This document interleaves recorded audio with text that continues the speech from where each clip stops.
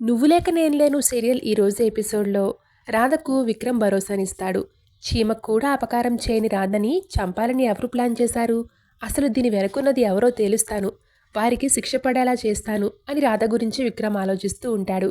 ఇక అలా విక్రమ్ భుజంపై తలవాల్చి పడుకుంటుంది రాధ. ఇక ఉదయం పూట రాధ అసలు టిఫిన్ కూడా చేయదు. తన మీద జరిగిన అటాక్ గురించి ఆలోచిస్తూ బాధపడుతూ ఉంటుంది.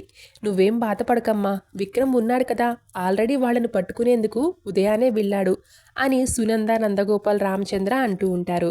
దాంతో రాధ కాస్త రిలాక్స్ అవుతుంది. ఇక ఇంకోవైపు రౌడీగాన్ని విక్రమ్ పట్టుకుంటాడు. 4 తన్ని నిజం కక్కిస్తాడు.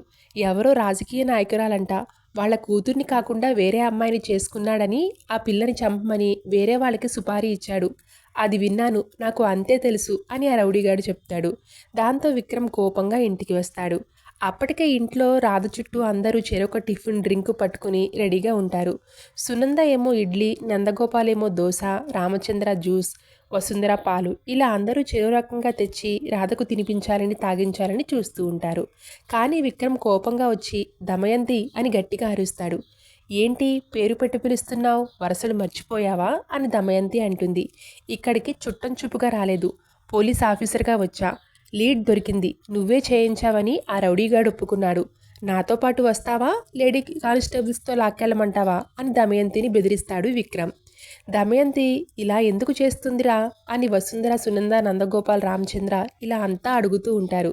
కానీ దమయంతి మాత్రం సైలెంట్గా ఉంటుంది. ఇక దమయంతి వెళ్ళే టైంలో ప్రియా వచ్చి ఇదంతా చేయించింది నేనే అని నేరం తన మీదకు వేసుకుంటుంది. దాంతో ప్రియని అందరూ తిడతారు. విక్రమ్ అయితే లాగిపెట్టి ఒక్కటిస్తాడు. చిచ్చి, నువ్వు అసలు మనిషివేనా అని అనేస్తాడు విక్రమ్. ఇక ప్రియా మీ మీద ప్రేమతో చేసింది, నా మీద కోపంతో కాదు. నా చెల్లి లాంటిది, క్షమించి వదిలేద్దాం అని అంటూ ఉంటుంది రాధ. దాంతో రాధ మంచితనం చూసి అంతా కూడా మురిసిపోతారు. ఇంకొకసారి ఇలాంటి పనులు చేస్తే ఊరుకోను అని విక్రమ్ వార్నింగ్ ఇస్తాడు. శత్రువు చేతిలో చావడం కంటే అది క్షమాభిక్ష పెట్టడం, బతికిపోవడం మరింత అవమానంగా ఉంది అని ప్రియా ఫైర్ అవుతూ ఉంటుంది గదిలో. చేయని నేరాన్ని ఎందుకు నెత్తి మీద వేసుకున్నావు బేబీ అని దమయంతి అడుగుతుంది. ఎందుకంటే అది నువ్వు నా కోసమే చేశావు. నేను జైల్లో ఉంటే నువ్వు నన్ను బయటికి తీసుకుని వస్తావు, కానీ నువ్వే జైల్లో ఉంటే ఏం చేయలేవు కదా అని ప్రియా అంటుంది. నువ్వే నా భరోసా, ధైర్యం, నమ్మకం. నువ్వు లేకపోతే నేను లేని మామ్ అని ప్రియా అంటుంది.